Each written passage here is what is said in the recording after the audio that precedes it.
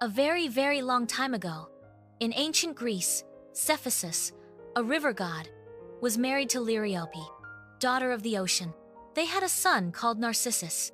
He grew up to be very strong and beautiful. And there was a soothsayer called Tiresias who had the gift of foretelling the future. When Tiresias saw Narcissus, he knew that a terrible fate would befall the young man.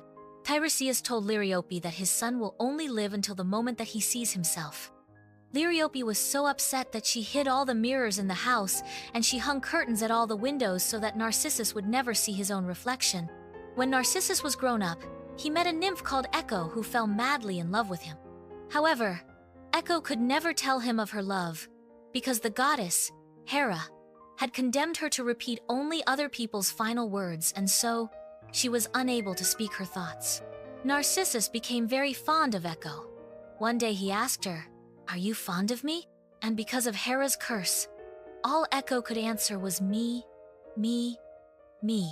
Narcissus thought she was self-centered, but things would have been different if he had said, "Echo, I love you." He went off to the riverbank so that he could cry where no one could see him, but he rapidly stopped crying and wiped away his tears. At that moment, he caught sight of his reflection in the smooth waters of the river, but he had no idea that he was looking at a reflection of himself. He saw someone tall and good-looking. He thought that the person he saw was incredibly handsome, and he couldn't stop looking at the image. Narcissus stood for such a long time on the riverbank, staring at his reflection, that the gods turned him into a flower.